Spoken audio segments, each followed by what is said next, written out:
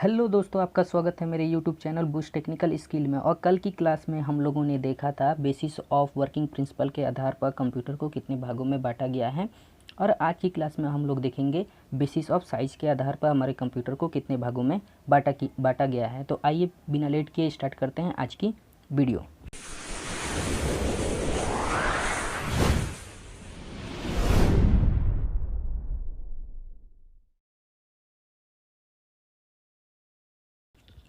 आज का टॉपिक है हमारा बेसिस ऑफ साइज, यानी कि साइज के आधार पर हमारे कंप्यूटर को कितने भागों में बांटा गया है। बोल रहा है कि there are 4 types of computer on the basis of size, यानी कि हमारे कंप्यूटर को साइज के आधार पर 4 भागों में बांटा गया है। वो कौन कौन से भाग हैं? तो बोल रहा है पहला सुपर कंप्यूटर, दूसरा मेन फ्रेम कंप्यूटर, तीसरा है हमारा मिनी कंप्यूटर, चौथा है हमारा माइक्रो कंप्यूटर। यानी कि बेसिस ऑफ साइज के आधार पर हमारे कंप्यूटर को 4 भागों में बांटा गया है: super computer, main frame computer, mini computer और माइक्रो कंप्यूटर में। आइए आगे बढ़ कर के 1 बाय 1 हम लोग देख लेते हैं सबको। पहला है हमारा सुपर कंप्यूटर।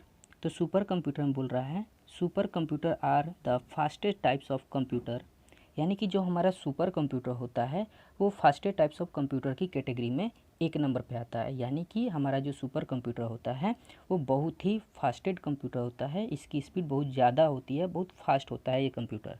बोल रहा है एंड वेरी एक्सपेंसिव कंप्यूटर, और साथ ही साथ ये बहुत फास्ट होने के साथ साथ ये बहुत एक्सपेंसिव भी होता है, यानी कि ये कंप्यूटर बहुत महंगे भी होते हैं।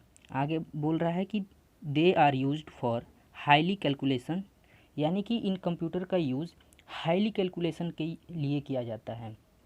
सच एज, जैसे कि इनका यूज कहाँ कहाँ किया जाता है?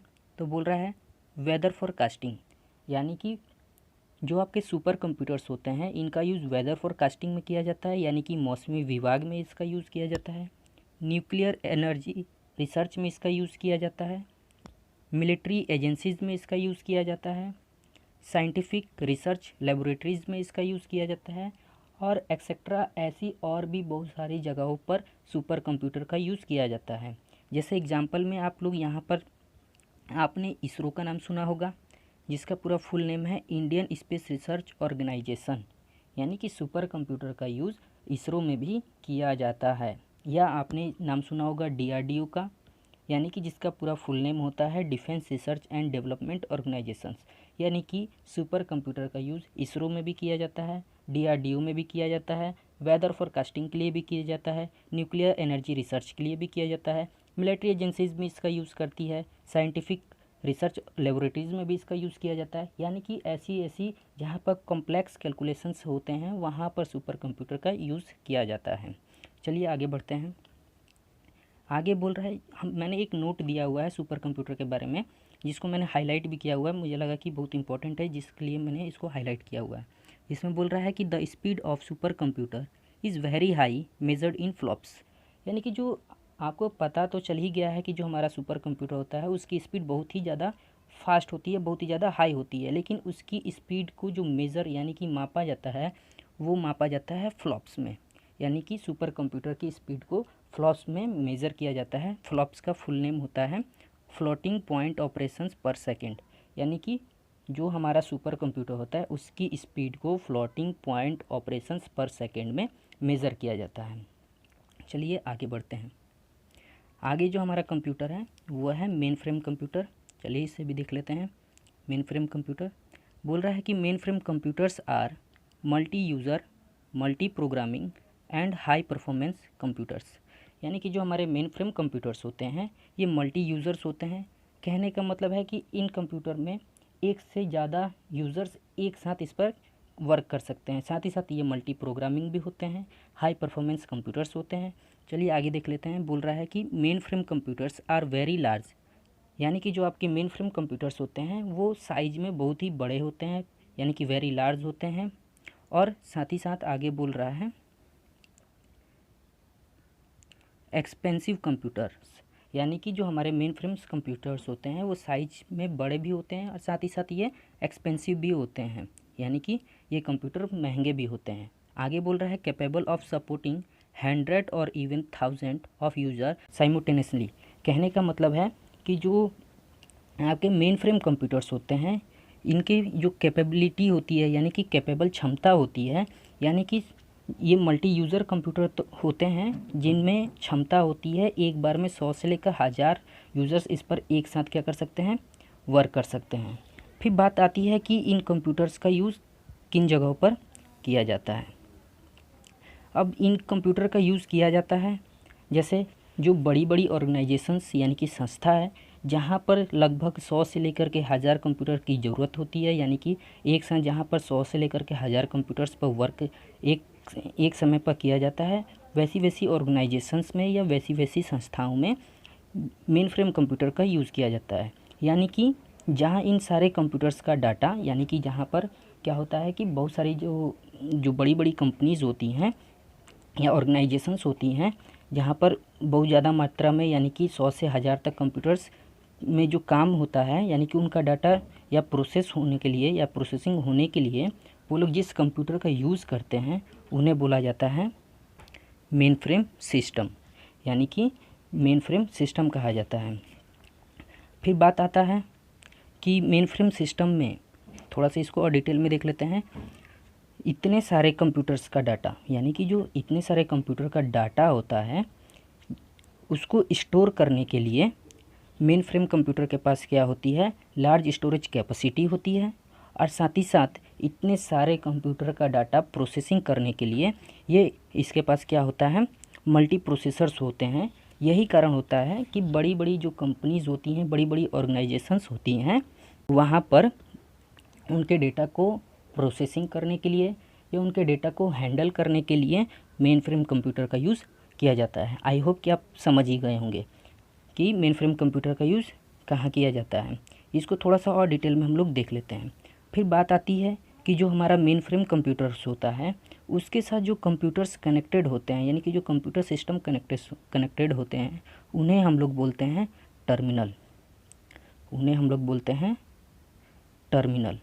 लेकिन ध्यान रखिएगा, एग्जाम्पल के तौर पर जो मैंने यहाँ पर कुछ कंप्यूटर्स दिए हुए हैं उसमें मैंने 2 तरह के कंप्यूटर्स यहाँ पर डाले हुए हैं, जिसमें देखिएगा आप ध्यान से देखिएगा तो एक कंप्यूटर में आपको दिखेगा कि मॉनिटर भी है, आपको मॉनिटर भी मिलेगा, सीपीयू भी है, कीबोर्ड भी है और माउस भी है। और कुछ ऐसे कंप्यूटर्स जो दिए गए हैं जिसमें मॉनिटर है, माउस है और कीबोर्ड है, लेकिन सीपीयू नहीं है। तो ध्यान रखिएगा, जो आपके मेन फ्रेम सिस्टम होते हैं उसमें जो कंप्यूटर कनेक्टेड होते हैं, जिन्हें हम लोग टर्मिनल के नाम से जानते हैं, वो टर्मिनल 2 तरह के होते हैं। तो वो कौन कौन से हो सकते हैं, कौन कौन से टर्मिनल होते हैं, यानी कि उन्हें हम जो टर्मिनल बोलते हैं वो 2 टाइप्स के होते हैं। एक टर्मिनल कहलाता है हमारा डम टर्मिनल और दूसरा टर्मिनल हमारा कहलाता है इंटेलिजेंट टर्मिनल। एक कहलाता है हमारा डम टर्मिनल, दूसरा कहलाता है हमारा इंटेलिजेंट टर्मिनल। अब बात आती है कि डम टर्मिनल किसे कहते हैं और इंटेलिजेंट टर्मिनल किसे कहते हैं।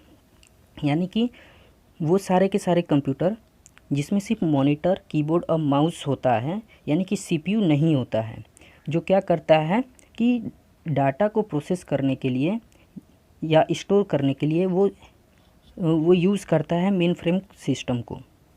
बात समझ में आ रहा है? इसके पास अपना खुद का सीपीयू नहीं होता है, वो डाटा को स्टोर करने के लिए या प्रोसेस करने के लिए मेन फ्रेम सिस्टम का यूज़ करता है। और जो दूसरा हमारा टर्मिनल है इंटेलिजेंट टर्मिनल, इसकी ज़रूरत हमको कब पड़ती है, तो ध्यान दीजिएगा, जब हमारा मेन फ्रेम कंप्यूटर में जब नंबर्स ऑफ़ कंप्यूटर की साइज़ बढ़ जाती है, यानी कि नंबर ऑफ़ कंप्यूटर्स बढ़ जाते हैं, यानी कि बहुत ज़्यादा मात्रा में जब हमारे मेन फ्रेम कंप्यूटर्स से टर्मिनल से जुड़ जाते हैं, तो इतने ज़्यादा कंप्यूटर्स का जो डाटा होता है उसे प्रोसेसिंग करने के लिए या डेटा को स्टोर करने के लिए मेन फ्रेम सिस्टम पर लोड पड़ने लगता है, जिसकी वजह से क्या होता है कि मेन फ्रेम सिस्टम की जो स्पीड होती है वो स्लो हो जाती है।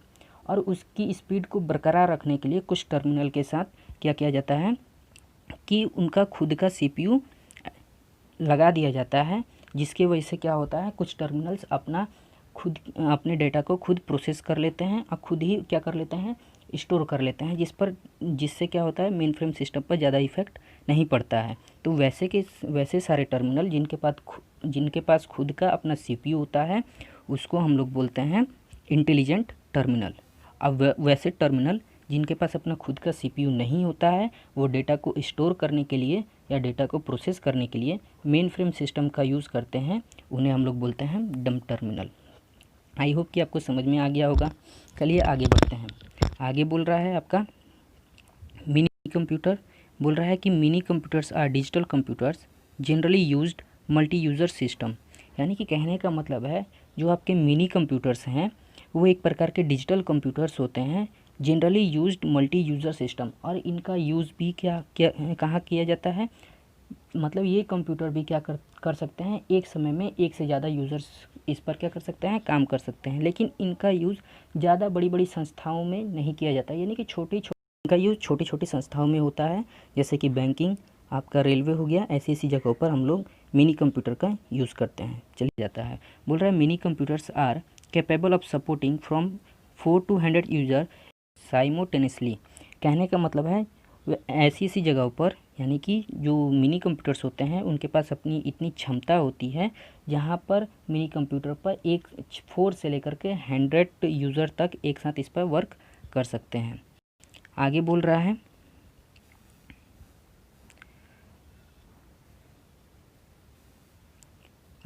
है they have high processing speed.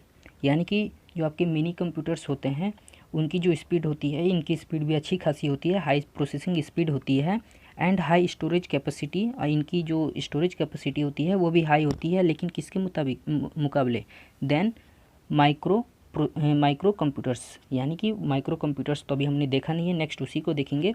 लेकिन जो आपका मिनी कंप्यूटर होता है उसकी जो स्टोरेज कैपेसिटी होती है या उसकी जो प्रोसेसिंग स्पीड होती है वो माइक्रो कंप्यूटर के मुकाबले ज़्यादा होती है। आइए नेक्स्ट देख लेते हैं हम लोग माइक्रो कंप्यूटर। माइक्रो कंप्यूटर में बोल रहा है micro computers are use to personal, यानी कि सिंगल वर्क। यानी कि जो हमारे माइक्रो कंप्यूटर्स होते हैं उनका यूज़ पर्सनल वर्क यानी कि सिंगल वर्क के लिए किया जाता है, और इन सारे कंप्यूटर्स पर एक समय पर एक ही यूज़र इस पर वर्क कर सकता है। लाइक जैसे कि आपका डेस्कटॉप हो गया, आपके लैपटॉप हो गए, आपके पॉमटॉप हो गए, आपके स्मार्टफोन्स हो गए, ये सारे के सारे कंप्यूटर्स के आपके माइक्रो कंप्यूटर्स के एग्जांपल्स हैं। और जो आपके माइक्रो कंप्यूटर्स होते हैं ये पोर्टेबल कंप्यूटर्स होते हैं। यानी कि पोर्टेबल का मतलब होता है इन सारे कंप्यूटर को हम आसानी से एक जगह से दूसरी जगह लेकर जा सकते हैं। तो ये सारे के सारे हमारे माइक्रो कंप्यूटर्स की कैटेगरी में आते हैं। तो आज की वीडियो में बस इतना ही। आई होप कि आपको ये वीडियो पसंद आई होगी। अगर आपको वीडियो पसंद आई है तो वीडियो को लाइक करें, कमेंट करें, शेयर करें और चैनल को सब्सक्राइब करना ना भूलें, और बेल आइकन को दबा दें ताकि आने वाले समय में जब भी कोई वीडियो अपलोड करूं तो उसका नोटिफिकेशन आप तक आसानी से पहुंच सके। मिलते हैं नेक्स्ट वीडियो में, तब तक के लिए बाय बाय।